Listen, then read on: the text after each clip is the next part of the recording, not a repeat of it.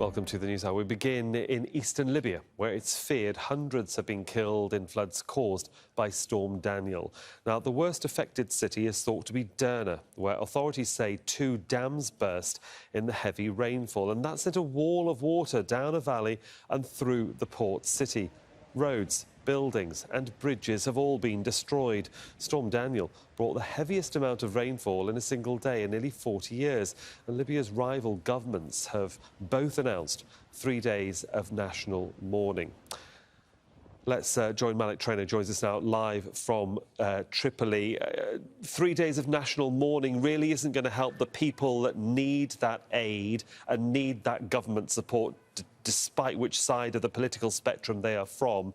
They need it now. What is getting there, Malik, if anything at all? Well, we saw a large convoy of aid, including excavators, bulldozers, large trucks, ambulances, medical staff, hundreds of volunteers leaving Western Libya early this morning. They should have arrived already in eastern Libya. We're also seeing people come together from the east, volunteers trying to reach the most impacted areas. Like you said, the city Derna is believed to be the most impacted. I mean, we're starting to hear the word catastrophic, Sohail. Derna is a port city, so you have the beach, the Mediterranean coast here, and on 3 sides is the mountain. In those mountains is the major dam that collapsed, sending what experts believe more than 30 square cubic meters of water into the city. I mean, we're seeing pictures of entire neighborhoods washed away. But as of now, authorities have not been able to reach the city. Eastern officials are talking about numbers of thousands of people missing, feared dead. So until the assistance, until authorities are able to reach the city of Derna, we're not going to know how devastating this storm was for the city. We've seen since last night pictures across eastern Libya in the city of El Bayda and Shahat and El Bayyad. So many cities, towns and villages scattered across this wide and spread out area have been impacted. And we saw those things, and please check out this report. Entire neighborhoods flooded across eastern Libya. The worst storm the country has seen in years. Mediterranean storm Daniel brought record rainfall. In the city of El Bayda, people can only watch as their vehicles are washed away. Patients and staff were forced to evacuate several hospitals. Local officials are calling for immediate assistance. We announce with regret that the situation is completely out of control. We call on all government officials to intervene to save what can be saved. Governments are responsible for people's lives. We request the security services to provide assistance. Libya has been engulfed by political divisions for more than a decade. The country has 2 governments. That slowed down emergency assistance efforts. The parallel government in eastern Libya has announced a 2-day state of emergency, enforcing a curfew and calling for people to exercise caution if they leave their homes. The internationally recognized government in Tripoli declared eastern Libya a disaster zone. It sent teams of emergency workers from western Libya. I've instructed the Ministry of Health and all relevant agencies to quickly provide assistance. Relief convoys will be dispatched to all cities affected by this incident. We will respond with all available resources. The impact of Storm Daniel on eastern Libya has been devastating. Local officials say many people remain missing. With search and rescue operations currently underway, there are fears the death toll will only rise. And forecasters have issued a red warning, saying more storms are on their way. Malik Traina, Al Jazeera. speaking. Joining me now is Dr. Hani Shenib. He's originally from the city of Derna in Libya. He's also the president of the National Council on US-Libya relations and joins us now from Phoenix in Arizona over in the US. Good to have you with us, sir, on the programme. Can you, before we even sort of talk about the disaster, just describe to us Derna and the geography of those dams that seem to have burst and affected the area? Well, thank you for having me. And unfortunately, there are not a lot of voices that can be brought up from Derna because everything is cut off completely. There's no internet connection, there's no electricity, and the magnitude of the disaster that has happened in the city is just growing by the minute. Just think about it initially when comparing it to what happened in Morocco, where the initial report stated that there were about 300 casualties from the earthquake. We now are basically dealing with an initial report where more than 2,000 individuals have lost their life in the city. And the numbers are expected to grow much larger than this to at least 5,000 victims. So this is a city that is cut off completely from the world. It is beleaguered by the fact that there is no proper governance in Libya, in a failed state that has struggled over the last 12 years and unable to basically provide the basic structure in a stable condition, let alone a disaster that has happened very quickly in Derna. Derna is a city of about 180,000 individuals.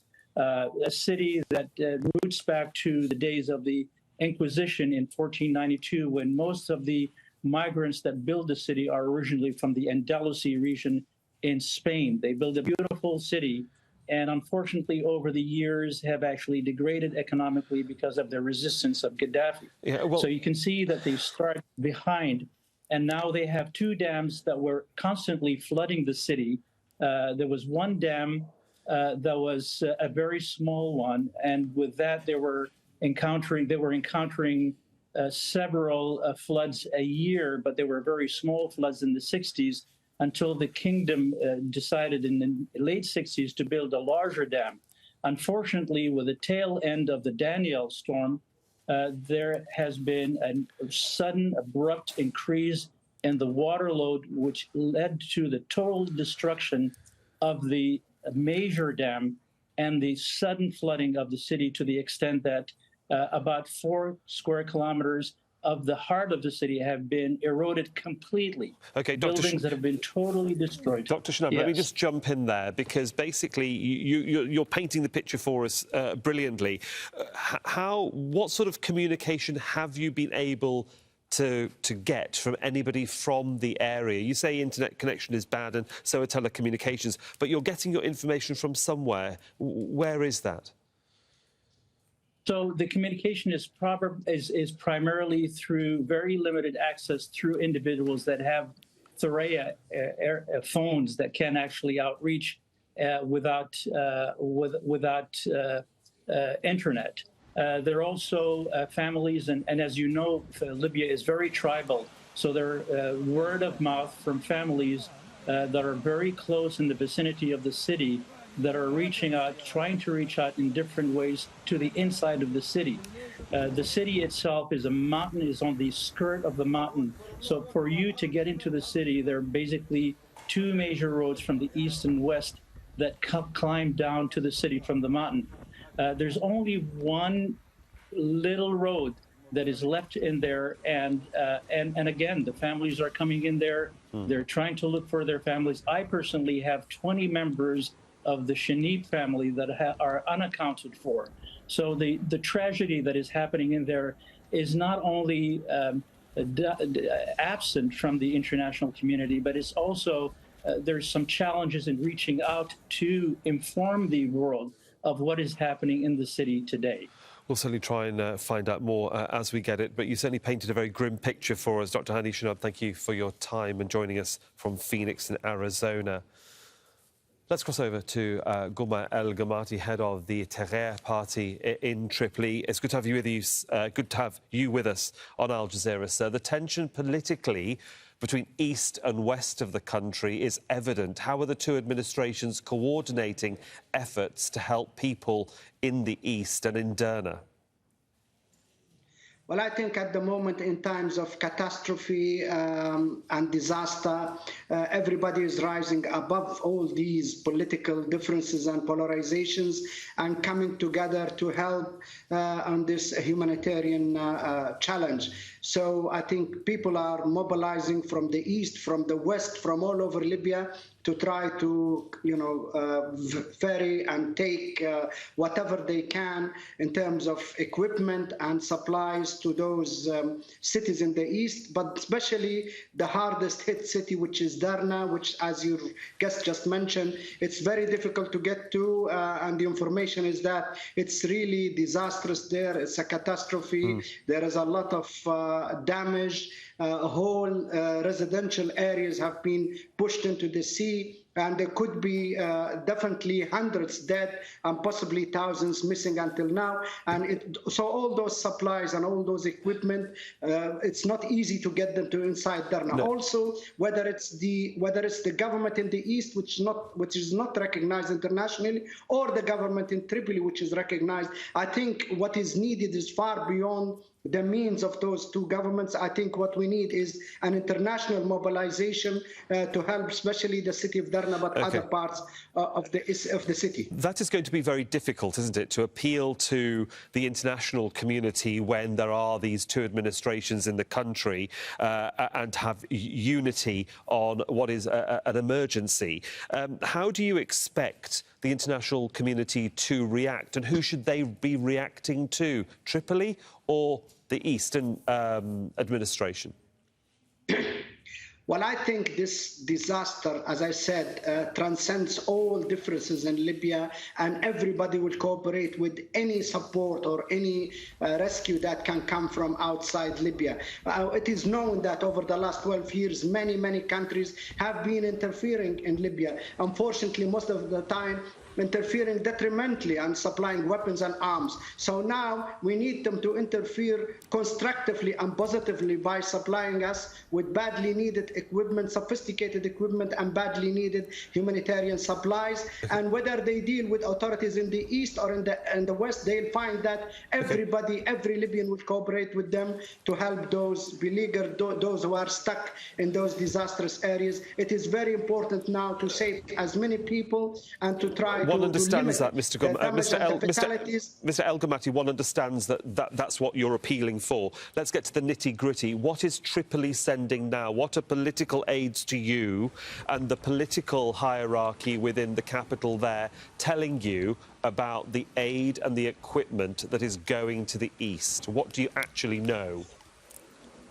Well, we know that the government in Tripoli or the municipalities and all the civil defense and all the medical care and fire brigade and all those civil authorities and civil services that normally help on these disasters have all mobilized last night and today, and they're all taking all the needed supplies and equipment to the east, to those areas. And I think the authorities in the east, the municipalities in each city and each town are also cooperating. So help will be welcomed. Doesn't matter whether it's coming from Tripoli or coming from outside Libya. Help will be welcomed, and people at the site of the disasters will cooperate and will try to facilitate that help to reach the needed people and the needed parts at the moment. So who then makes the? Let me just, Mr. El Ghamati, let me just get in there.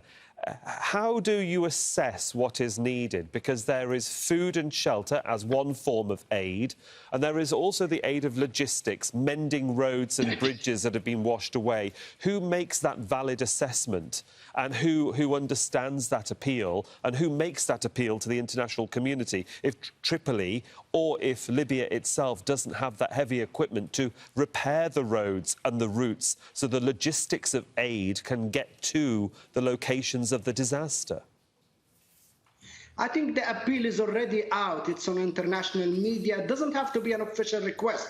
We've heard some countries have now in the last hour indicated that they are willing to help. I hope others will come forward as well. As long as those countries are willing to help and make an initiative and come forward and say they are ready to send required equipment and other form of help, I think all the needs to facilitate that will be provided locally. I think we need equipment, digging equipment, uncovering collapsed buildings, possibly even picking bodies or people who are floating, or people who are stuck in the sea, people who are stuck under buildings, that kind of equipment. I think food and shelter is probably the least we need. Food can be supplied locally, but sophisticated equipment to detect people under the rubble, to dig, to repair roads quickly, to even set up temporary roads so that we can have access to a place like Derna, which is now completely cut off. That is the kind of need, the help we need. I think this only international community, only certain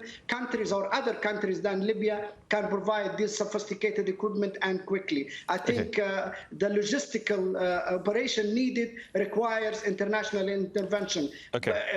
Authorities in Libya, whether it's in the east or in the south or in the west, are not really in a position to provide these sophisticated equipment and logistical support. We'll see what happens and what does come in. Guma El Ghamati, thanks so much for joining us from Tripoli, sir.